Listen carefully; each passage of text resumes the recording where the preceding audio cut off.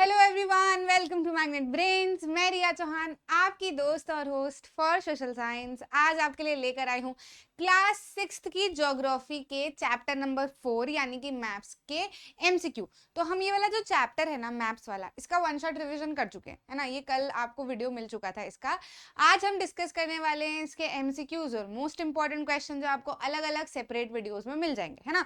तो हम बेसिकली क्या कर रहे हैं, हमारा जो 6th क्लास का पूरा सिलेबस है उसके वन शॉट रिविजन साथ साथ में अगले ही दिन आपको, जैसे एक दिन चैप्टर मिला तो अगले ही दिन आपको उसका मोस्ट इंपॉर्टेंट क्वेश्चन और एमसीक्यू मिल जाएगा। तो हम सारा कुछ पैक करके रखते जा रहे हैं, समझते जा रहे हैं चीजों को और क्लियर करते जा रहे हैं। आई होप आप साथ साथ में मेरे नोट्स भी बनाते रह रहे हो, है ना। ऐसा नहीं कि सिर्फ पढ़ लिया सुन लिया और फिर निकल गए चले गए, ऐसा वाला काम अपने को नहीं करना है। अपने को क्या करना है, नोट्स अच्छे से बनाते चलने हैं, जैसे जैसे मैं बोलते जा रही हूँ चीजों को समझते चलना है, जो की वर्ड्स है उनकी डेफिनेशन भी लिखते चलना है। क्योंकि आप बहुत अच्छे से जानते हैं कि जब अपने दिमाग में जब हम चीजें सुन जब हम अपने दिमाग में नहीं, अपने कानों से चीजें सुनते रहते हैं, फिर वो हमारे दिमाग में जाता है, लेकिन फिर वो वहीं रह जाता है और फिर हम भूल जाते हैं।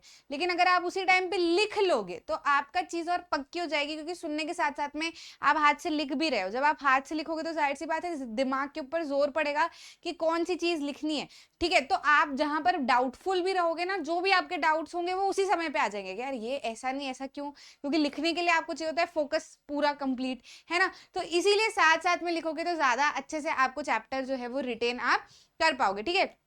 अभी पर्टिकुलरली हम बात कर लेते हैं एमसीक्यूज की। तो कुछ कुछ ऐसे एमसीक्यूज है बेसिकली जो आपको बहुत हेल्पफुल रहेंगे, है ना। भले आप कोई कॉम्पिटिटिव एग्जाम की तैयारी कर रहे हो जिसमें चैप्टर आ रहा हो, या आप चैप्टर समझने के तौर पे भले अगर यहाँ पर आए हो, तो भी आपके लिए एमसीक्यूज बहुत इंपॉर्टेंट है। क्योंकि ये एमसीक्यूज कुछ ऐसे हैं कि इससे अगर आपके दिमाग में कोई डाउट है ना, या किसी भी टॉपिक के बीच में कंफ्यूजन है, तो वो भी क्लियर हो जाएगा, ठीक है। तो ज्यादा समय नहीं लेते हैं, हम बात कर लेते हैं सबसे पहले एमसीक्यू की, जिसमें बात की जा रही है विच मैप गिव्स मोर इन्फॉर्मेशन। इनमें से कौन सा मैप जो होता है वो ज्यादा इन्फॉर्मेशन देता है। तो अब यहाँ पे हमको क्या रखना है, सिंपल सी चीज दिमाग में रखनी है कि स्मॉल स्केल मैप जो है वो कैसा मैप होता है। स्मॉल स्केल मैप में हम क्या करते हैं कि जैसे मान लो 500 मीटर है, सॉरी 1000 किलोमीटर है ना। क्या है, 1000 किलोमीटर है। और यहाँ पर अगर हम 1000 किलोमीटर अराउंड की चीज को मान लो 5 सेंटीमीटर से डिनोट कर रहे हैं, मतलब हम क्या कर रहे हैं, बहुत ही बड़ी लेंथ को, बहुत ही बड़ी 1000 किलोमीटर किसको कहा जाता है, तो बहुत ही बड़ी लेंथ को एक बहुत ही छोटी सी स्केल दे रहे हैं।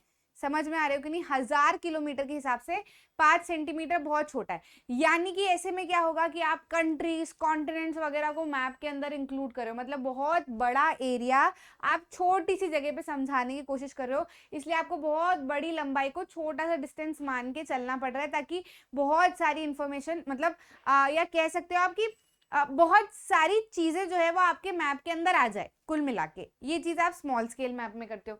वहीं जो लार्ज स्केल मैप होता है, लार्ज स्केल मैप होता है, उसमें हम क्या करते हैं, मान लो 500 मीटर है ना। 500 मीटर की दूरी को आप 5 सेंटीमीटर से डिनोट कर रहे हो।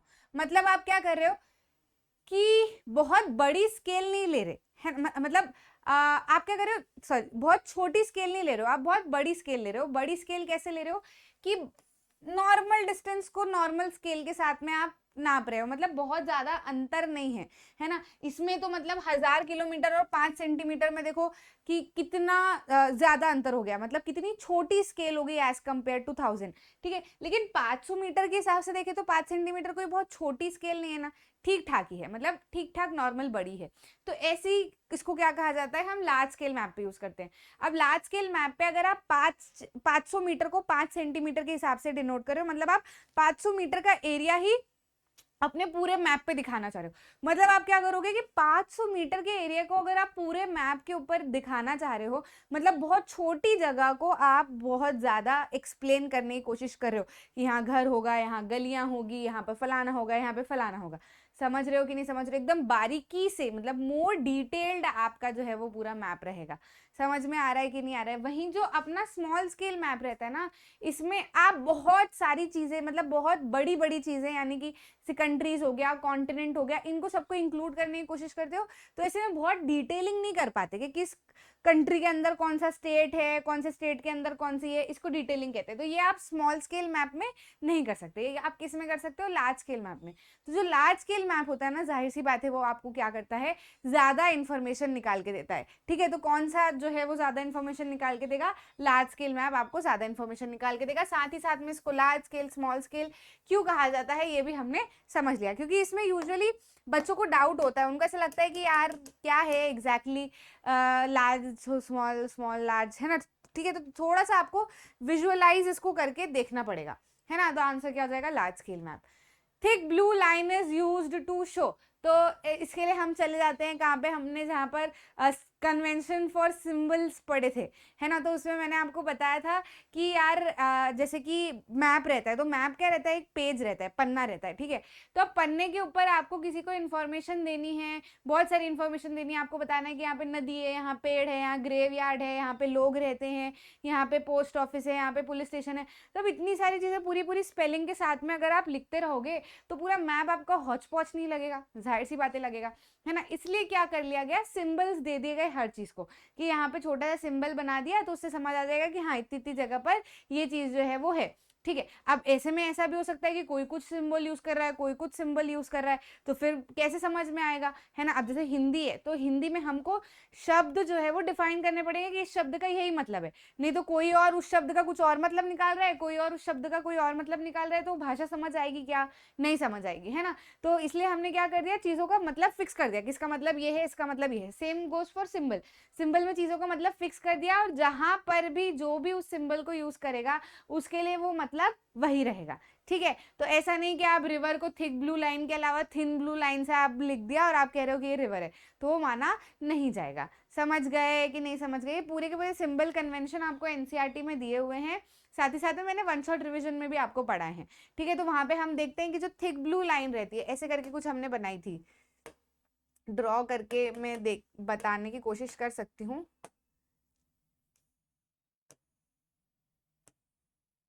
है ना, ऐसे करके थी, एंड देन उसमें जो है आपका ब्लू कलर फिल्ड अप था। याद आ रहा है कि नहीं याद आ रहा है, आ रहा होगा यार, पढ़ा था हमने, है ना। ऐसे करके लाइन जो है वो हमारी बनी हुई थी। अब आपको एग्जैक्टली कैमरा में ब्लू कलर दिख रहा है कि नहीं, थोड़ा सा आपको लाइट दिख रहा होगा, पर एग्जैक्टली ये क्लियर ब्लू कलर ही है। ठीक है, तो इस तरीके की कुछ लाइन थी, वो ऐसे आपको छोटे में बताया हुआ था, है ना। तो इसको क्या कहा जाता है, इसको जो है रिवर कहा जाता है ना। तो यहाँ पे अभी फिलहाल हमारा आंसर जो है वो क्या हो जाएगा, हमारा आंसर जो है वो हो जाएगा thick blue line is used to show a river. ठीक, map that are drawn on a large scale and are used by patwaris, engineers etcetera are called. ऐसे कौन से मैप होते हैं जो लार्ज स्केल पे बनाए जाते हैं, मतलब छोटे एरिया को डिफाइन करने के लिए बनाए जाते हैं, जिनकी स्केल जो है वो बड़ी ही रहती है। ठीक है, तो ऐसे मैप जो कि पटवारीज, इंजीनियर्स वगैरह यूज करते हैं, तो ऐसे मैप्स को क्या कहा जाता है, thematic map, physical map, political map, या फिर कैडेस्ट्रल मैप, है ना। तो देखो, जब हमने टाइप्स ऑफ मैप पढ़ा तो मैंने आपको 3 तरीके के मैप पढ़ाए थे, एक तो थीमेटिक, एक फिजिकल और एक पॉलिटिकल, है ना। तो थीमेटिक मैप क्या होता है, जो किसी थीम के ऊपर होता है, जैसे कि area of forest cover of the area, या electricity of the particular area, कुछ भी हो सकता है, जैसे कहाँ पे रेनफॉल कितनी हो रही है, ये है ना। तो ये थीम्स के ऊपर होते हैं, तो ये कौन से मैप कहलाते हैं, थीमेटिक मैप कहलाते हैं। वही पॉलिटिकल मैप क्या होते हैं, जो हमारा इंडिया का पॉलिटिकल मैप है, जिसमें आपको इंडिया की बाउंड्री के साथ साथ में स्टेट्स भी दिखेंगे अंदर, है ना, जो मैंने आपको समझाया था। वही फिजिकल मैप क्या होता है, जिसमें अंदर अंदर इंडिया के अंदर कोई बाउंड्री नहीं दिखती, प्लेन मैप होता है, वो रिलीफ फीचर, रियल इंडिया जो है, रिलीफ फीचर के ऊपर पहाड़ है, यहाँ प्लेट्यूज है, यहाँ पे अपना कोस्टल एरिया है, इस तरीके से जो दिखाता है, यानी कि फिजिकल फीचर्स जो दिखाता है इंडिया के, वो क्या कहलाता है, फिजिकल मैप कहलाता है। अब इसमें से कोई सा भी मैप के इंजीनियर द्वारा यूज किया जाता है या पटवारी द्वारा यूज किया जाता है, नहीं, है ना। जो मैप जो पटवारी और इंजीनियर द्वारा यूज किए जाते हैं, जो लार्ज स्केल पे बनाए जाते हैं, मतलब बहुत ही क्लोज, मतलब छोटे एरिया का मैप जो बनाया जाता है, जिसके अंदर पर्टिकुलर कॉलोनीज होती है, या पर्टिकुलर एरिया होता है, या जो भी पर्टिकुलर विलेज होता है, ऐसे मैप जो है वो क्या कहलाते हैं, कैडेस्ट्रल मैप कहलाते हैं। कौन से मैप कहलाते हैं, कैडेस्ट्रल मैप कहलाते हैं। कुछ भी प्लानिंग करने के लिए इसको यूज़ किया जा सकता है, जैसे रैलीज वगैरह निकालनी है, या पटवारी को अगर लोकेशन देखनी है कहाँ कौन सी चीज़ है, कहाँ से कैसे जाया जा सकता है, ये सारी चीज़ें अगर देखनी है, या इंजीनियर को कुछ कंस्ट्रक्शन कराना है कि भैया यहाँ पे ब्रिज बनाना है, इस पर्टिकुलर एरिया में ब्रिज बनाना है, तो वो क्या करेगा, वो लार्ज स्केल मैप, मतलब बिल्कुल छोटे एरिया का बड़ा सा मैप तैयार करेगा, and then he will see कि कहाँ पे कौन सी जगह है, किधर से इस ब्रिज को यहाँ से निकाला जाएगा, तो कौन कौन सी चीज़ें अफेक्ट होगी, कौन सी चीज़ें नहीं होगी, इस ब्रिज को कहाँ से कहाँ तक ले जाया जा सकता है ना। तो ये सब इन 3 मैप पे काम नहीं होता है, ये जो मैप पे काम होता है ये कैडेस्ट्रल मैप होते हैं, ठीक है। तो आंसर जो है वो हमारा क्या हो जाएगा, cadastral map. Which of the following is not the limitation of globe, है ना। तो हमने ग्लोब की लिमिटेशन पढ़ी थी, क्या लिमिटेशन पढ़ी थी कि भैया जब ग्लोब ऑलरेडी था तो मैप को लाने की क्या जरूरत थी, तो हमने वहां पढ़ा था कि यार ग्लोब की कुछ लिमिटेशन है ना। लिमिटेशन कैसे है कि अगर आपको अर्थ एज अ होल पढ़ना है, कि पूरे अर्थ की जानकारी लेनी है, तो आपके लिए ग्लोब जो है वो हेल्पफुल रहेगा। लेकिन आपको किसी पर्टिकुलर एरिया की बात करनी है, छोटे छोटे एरिया की बात करनी है, किसी कंट्री की पर्टिकुलर बात करनी है, कंट्री के अंदर के स्टेट्स की बात करनी है ना, किसी भी चीज़ की बात करनी है, तो आपको जो है वो वहाँ पर मतलब as a part of earth की अगर आपको कुल मिला के बात करनी है, तो वहाँ ग्लोब काम नहीं आता, वहाँ आपको मैप की ज़रूरत पड़ती है ना। और साथ ही साथ में आप ग्लोब को हर कहीं तो नहीं ले जा सकते, ठीक है। तो हमने क्या किया, प्लान किया कि भैया मैप बनाते हैं, और मैप की हमने शुरुआत की। अब हमको यहाँ पे ये नहीं बताना है हमको यहाँ पे लिखा हुआ है which is not the limitation of globe, जो ग्लोब की लिमिटेशन नहीं है ना। तो नहीं वाली चीज हमको बतानी है। देख लेते हैं, इसके लिए हमको ऑप्शन पढ़ने पड़ेंगे। Maximum distortion is seen in the region around the poles, represents earth on the flat surface. क्या ग्लोब जो है वो अर्थ को फ्लैट सरफेस पे शो करता है। Details are not given in the form of symbols and can study the detail part of the earth. जाहिर सी बात है ये सारी चीजें तो हो सकती है, बट ये नहीं हो सकता ना, can study the detail part of the earth. आप detail part of the earth को देख सकते हो क्या, मतलब ग्लोब पे बता सकते हो क्या, है ना। तो जाहिर सी बात है ये चीज जो सॉरी ये चीज फिर से शुरू करते हैं, है ना। इसमें हमसे क्या पूछा हुआ है, not the limitation of the globe, जो ग्लोब की लिमिटेशन नहीं है, यानी कि ग्लोब की बुराई नहीं है, ग्लोब की अच्छाई है। तो कुल मिला के हमको ग्लोब की अच्छाई बतानी है, ठीक है। तो इन तीनों में से अगर हम देखें तो ये तीनों चीजें जो है ये क्या बता रही है, ये मैप के बारे में बता रही है ना। लेकिन ये वाली चीज जो है can study the detail part of the globe, ये जो है ये इसकी लिमिटेशन नहीं है। तो हमारा आंसर जो है वो क्या हो जाएगा, ठीक है, डी जो है वो हमारा आंसर हो जाएगा। A scale is compulsory for, scale जो है वो किसके लिए कंपलसरी है, तो स्केल जो है वो मैप के लिए कंपलसरी होता है। मैप दिख रहा है कि हाँ, जाहिर सी बात है मैप के लिए कंपलसरी होता है, क्योंकि मैप में हमको क्या करना पड़ता है ना, पूरा पूरा जो एरिया है उसको आप छोटे फ्लैट सरफेस पे दिखा रहे हो। तो आप ऐसा नहीं कर सकते कि दूरियां कम कर दो, है ना, या फिर शेप वगैरह सारी चीजें जो है वो चेंज कर दो, वो नहीं कर सकते। आपका वो सारी चीजें एग्जैक्टली वैसे प्रपोर्शन में ही रखनी है, इसलिए हम क्या यूज करते हैं, स्केल यूज करते हैं। तो आंसर क्या हो जाएगा, scale. A map will be the right answer for scale. Ends of the earth axis are, earth axis के एंड्स क्या कहलाते हैं। तो मैंने आपको बताया था ना अर्थ के बारे में जब हमने बात की थी, अर्थ बनाते हैं, अर्थ, वाओ नाइस, फिर से बनाते हैं, गोल अर्थ बनाने की पूरी कोशिश की जाएगी, है ना। हाँ। तो ये क्या है, हमारा अर्थ है ना। अब अर्थ के ऊपर जो है वो क्या होती है, ऐसे टिल्टेड जो है वो क्या होती है, एक्सिस होती है। सामने से बनाना पड़ेगा, क्योंकि एक्सिस जो है वो मेरी ऊपर चली जाती है अगर मैं सामने से नहीं बनाती हूँ तो, ठीक है। तो ये क्या हो गई हमारी अर्थ, और अर्थ के बीच में से जाती है एक्सिस, क्योंकि अर्थ जो है वो माना जाता है कि एक्सिस के अराउंड क्या करता है, रोटेट करता है। तो ये जो एक्सिस के एंड पॉइंट्स होते हैं ना, ये वाले एंड पॉइंट्स, तो ऊपर वाला पॉइंट जो है वो क्या कहलाता है, नॉर्थ पोल, और नीचे वाला पॉइंट जो है वो क्या कहलाता है, साउथ पोल। यार ये मोटा पेन भी अच्छा है ना, एकदम क्लियर दिखता है इससे।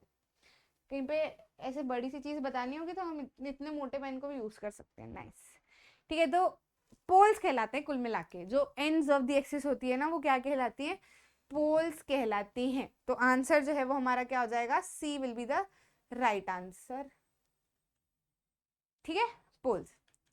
For what purpose magnetic compass is used, किस पर्पस के लिए मैग्नेटिक कंपास को यूज किया जाता है।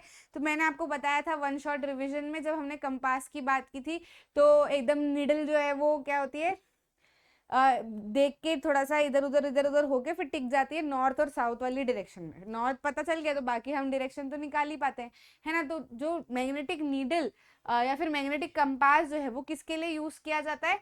For measuring distance no, for showing symbols no, for finding the direction yes. ठीक है, तो आंसर जो है वो हमारा क्या हो जाएगा? सी। डायरेक्शन फाइंड करने के लिए हम इसको यूज करते हैं। What does TV dash with arrow shows? है ना, क्या शो करता है? ये तो मैंने आपको बताया था, ये चीज भी वन शॉट रिविजन में।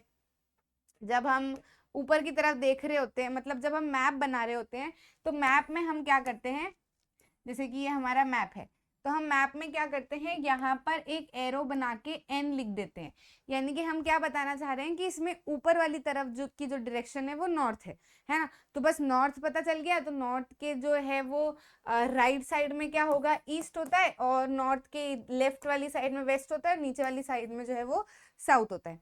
ठीक है, अब जैसे कई बार ऐसा होता है ना, प्रॉब्लम हो जाती है, हम क्या करते हैं कि ये नॉर्थ हमने बोल दिया, तो हम कहते हैं कि अभी तो ये राइट हैंड साइड पे मेरा, सॉरी लेफ्ट हैंड साइड पे मेरा ईस्ट है, तो हम क्या मानते हैं कि नॉर्थ के लेफ्ट हैंड साइड पे ईस्ट आ जाता है, पर ऐसा नहीं है। जब भी आप डायरेक्शन देख रहे हो ना, जब भी आप डायरेक्शन देख रहे हो, तो जो भी डायरेक्शन आपको पता है, ठीक है, तो जो उसके बाद में अगर आपको कोई सी डायरेक्शन निकालनी है, जैसे आपको नॉर्थ पता है, अब आपको रिमेनिंग डायरेक्शन निकालनी है, तो आप ऐसे नहीं निकाल सकते कि मेरे पीछे नॉर्थ है तो यहाँ पे तो साउथ होना है, ये तो चल जाएगा, ठीक है। लेकिन आप ऐसा नहीं कह सकते कि ये राइट पे ईस्ट होता है तो इधर की साइड में ईस्ट हो जाएगा, क्योंकि इधर की साइड में ईस्ट नहीं है, ईस्ट इधर है।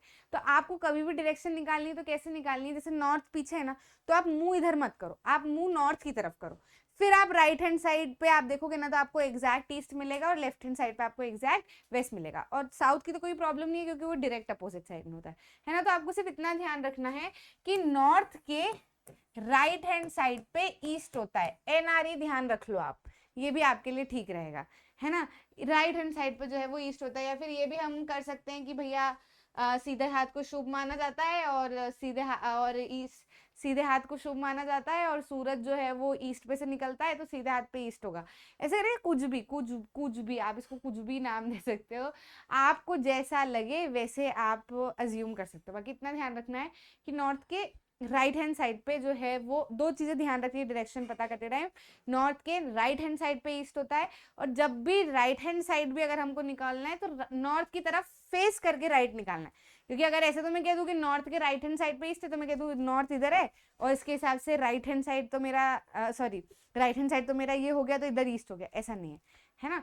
नॉर्थ के राइट पे, तो नॉर्थ की तरफ मेरा फेस होना चाहिए। क्लियर? ठीक, तो क्या आ जाएगा इसका आंसर जो है वो डायरेक्शन ऑफ नॉर्थ हो जाएगा। ठीक है, A. Usually right side of direction indicates, right side of direction क्या इंडिकेट्स करती है? ईस्ट इंडिकेट करती है ना, कि कहीं पे भी आज जैसे नॉर्थ आपने पता कर लिया, तो उसकी राइट हैंड साइड पे क्या होगा? ईस्ट होगा, है ना। तो usually right hand side of the direction indicates east. Globe shows dash part of earth correctly, globe जो है वो अर्थ का कौन सा पार्ट करेक्टली शो करता है, ये हमको बताना है। तो जाहिर सी बात है, साइज तो अर्थ की साइज का तो ग्लोब होता नहीं है, ठीक है, शेप जरूर इंडिकेट करता है ना। तो आंसर जो है वो हमारा क्या हो जाएगा? Shape. Atlas map are drawn on a dash scale, atlas maps जो होते हैं वो कौन सी स्केल पे बने होते हैं? तो एटलस मैप जो होते हैं वो बने होते हैं ऑन द स्केल, बहुत ही स्मॉल स्केल पे उनको बनाया जाता है, क्योंकि एटलस में बहुत बड़े बड़े एरियाज की बात कर रहे होते हैं, है ना। तो कौन सी स्केल पे बनाया जाता है? स्मॉल स्केल पे बनाया जाता है। Usually top of the map indicates direction, अभी मैंने आपको बताया कि मैप की टॉप वाली जो डायरेक्शन होती है वो कौन सी डायरेक्शन होती है? नॉर्थ डायरेक्शन होती है ना। तो B will be the right answer. Which of the following is not among the cardinal direction, इनमें से कौन सी डायरेक्शन कार्डिनल डायरेक्शन नहीं है? तो मैं आपको ऑलरेडी वन शॉट रिविजन में बता चुकी हूँ कि कार्डिनल डायरेक्शंस जो होती है वो कौन कौन सी होती है? नॉर्थ, साउथ, ईस्ट और वेस्ट, है ना। ये इंडिविजुअल डायरेक्शन जो है वो कार्डिनल डायरेक्शन है। अब इसमें एक और तरह की होती है इंटरमीडिएट डायरेक्शन, है ना। तो ये कौन कौन सी डायरेक्शन होती है? नॉर्थ ईस्ट, नॉर्थ ये हो जाएगी कौन सी, नॉर्थ ईस्ट, फिर हो जाएगी साउथ साउथ ईस्ट, फिर कौन सी आ जाएगी इधर अगर हम देखेंगे तो साउथ वेस्ट, और ऊपर वाली जो होती है वो कौन सी होती है, वेस्ट और नॉर्थ के बीच में, तो हो जाएगी नॉर्थ वेस्ट। ठीक है, या फिर सिंपली आप ऐसे भी लिख सकते हो इसको ध्यान में रखने के लिए, north east, north west, south east, south west. ठीक है, समझ में आया। अब इसमें आप कैसे पता करते हो कि आगे नॉर्थ आना है साउथ आना है, क्या मतलब क्या है कुल मिला के, तो ये क्या है, अपना अर्थ है ना, इधर क्या है नॉर्थ, इधर है ईस्ट, इधर है साउथ, इधर है वेस्ट, है ना। तो अब अगर मेरे को बोलना है इस किसी पोजीशन के बारे में तो मैं सीधे नॉर्थ बोल दूं, इधर किसी पोजीशन के बारे में बोलना है तो सीधे ईस्ट बोल दूं, इधर किसी पोजीशन के बारे में बोलना है तो सीधे वेस्ट बोल दूं, इधर की सॉरी साउथ बोल दूं, इधर किसी डायरेक्शन के बारे में बोलना है तो सीधे क्या बोल दूं, वेस्ट बोल दूं। लेकिन मान लो मेरे को इस बीच में किसी डायरेक्शन के बारे में बोलना है तो मैं क्या बोलूंगी, तो इसको नाम दिया गया है नॉर्थ ईस्ट। अब जब भी नाम दिया गया है तो आप इसमें एक कॉमन सी चीज देखोगे, सबके शुरुआत में या तो नॉर्थ है या फिर साउथ है ना, सबके शुरुआत में क्या है, नॉर्थ है या फिर क्या है, साउथ है, और बाद वाला जो लेटर है वो कौन सा है, या तो ईस्ट है या वेस्ट है, तो ऐसे ही नाम दिया गया है। इसको क्या बोलेंगे, नॉर्थ ईस्ट, है ना। और अगर इस बीच में किसी के बारे में बात करनी है तो क्या बोलेंगे, साउथ ईस्ट। ठीक है, और अगर इस बीच में किसी के बारे में बात करनी है तो क्या बोलेंगे, साउथ वेस्ट, क्योंकि साउथ पहले आना चाहिए, है ना, क्या बोलेंगे, साउथ वेस्ट। और इस बीच के बारे में अगर कुछ बात करनी है तो क्या बोलेंगे, नॉर्थ वेस्ट। समझ गए कि नहीं समझ गए, है ना। तो इस तरीके से जो है वो इंटरमीडिएट डायरेक्शन निकाली जाती है।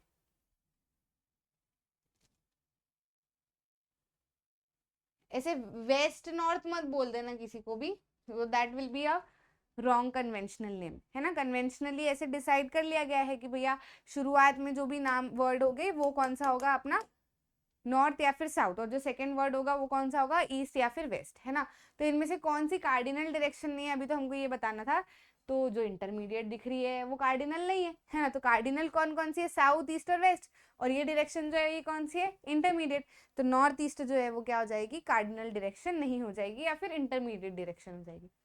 Plan is useful to show, plan किस चीज के लिए यूजफुल होता है, तो details such as length and breadth of room और प्लेस, प्लान में हम रूम और प्लेस की लेंथ और ब्रेड्थ जैसी डिटेल्स यूज करते हैं, या फिर लोकेशन ऑफ मैप देखने के लिए यूज करते हैं क्या प्लान को, या फिर country river ocean details use करते हैं क्या, या फिर एटलस, क्या प्लान को यूज करके एटलस बनाया जाता है, नहीं। तो इसमें से जो मोस्ट अप्रोप्रिएट आंसर दिख रहा है वो हमको दिख रहा है नंबर 1, क्योंकि मैंने आपको स्केच और प्लान समझाया था।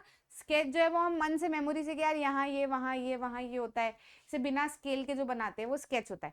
प्लान जो है वो स्केल के साथ में बनाया जाता है, लेकिन मैप नहीं होता, क्योंकि हम इसमें कंट्री ओशंस वगैरह की बात नहीं कर रहे होते, इसमें हम पर्टिकुलर रूम या पर्टिकुलर घर या पर्टिकुलर किसी बिल्डिंग का जो प्लान बनाते हैं उसकी बात कर रहे होते हैं। ठीक है, तो आंसर जो है वो क्या हो जाएगा, ए। नेक्स्ट जो है वो क्या है, a large scale map is use to show, large scale map किस चीज को शो करने के लिए यूज किया जाता है, लार्ज स्केल मैप जाहिर सी बात है स्मॉल एरिया को हम शो करते हैं, स्मॉल एरिया को बड़ी स्केल पे यूज करते हैं, इसलिए उसको क्या कहते हैं, लार्ज स्केल मैप यूज करते हैं, कहते हैं, है ना। तो आंसर जो है वो हमारा क्या हो जाएगा, small area, small area will be the right answer. खत्म। ठीक है, तो ये हमारे एमसीक्यूज थे from the chapter map. I hope आपको सब अच्छे से समझ में आ गया है। लार्ज स्केल स्मॉल स्केल की प्रॉब्लम्स, या इंटरमीडिएट कार्डिनल पॉइंट्स की प्रॉब्लम, या नॉर्थ डायरेक्शन या ईस्ट डायरेक्शन कैसे निकाली जाती है, जो भी आपके दिमाग में प्लान स्केच से लेके भी अगर आपको कोई डाउट रहे होंगे तो आई होप वो हमारे क्लियर हो चुके हैं, है ना। तो यहाँ पे समाप्त होते हैं हमारे मैप के एमसीक्यूज। इसके बाद में आपको मतलब इसके अराउंड ही आपको मोस्ट इंपॉर्टेंट क्वेश्चन भी मिल जाएंगे या मिल चुके होंगे। ठीक है, और साथ ही साथ में आपका जो है इसके बाद वाला chapter major domains of the earth भी आपको जल्दी मिल जाएगा, इसके मतलब कल ही मिल जाएगा, है ना। तो बढ़िया से आप उसको भी देख लेना, फिर उसके एमसीक्यूज, तो ऐसे करके सारे चैप्टर और सारे चैप्टर के एमसीक्यू और मोस्ट इंपॉर्टेंट क्वेश्चन सभी क्लासेस के आपको मिलते रहेंगे। बाकी सब कुछ आपके लिए किंडरगार्टन से लेकर 12th तक ऑलरेडी डन है, फ्री ऑफ कॉस्ट आपके लिए अवेलेबल है। आपको टॉपिक वाइज पूरे सारे चैप्टर्स जितने भी है 6 to 12th के, वो आपको टॉपिक वाइज वीडियोस जो है उसका एक्सप्लेनेशन ऑलरेडी मिल चुका है ना। बाकी जो कुछ चीजें रिमेनिंग है वो मैं आपको साथ साथ में करवाते चलूंगी। अच्छा लगा तो लाइक करना, शेयर करना अपने दोस्तों के साथ में, और चैनल को सब्सक्राइब जरूर करना, ताकि आप ऐसे कोई भी इंपॉर्टेंट वीडियो मिस ना कर जाओ। मिलते हैं अगले वीडियो।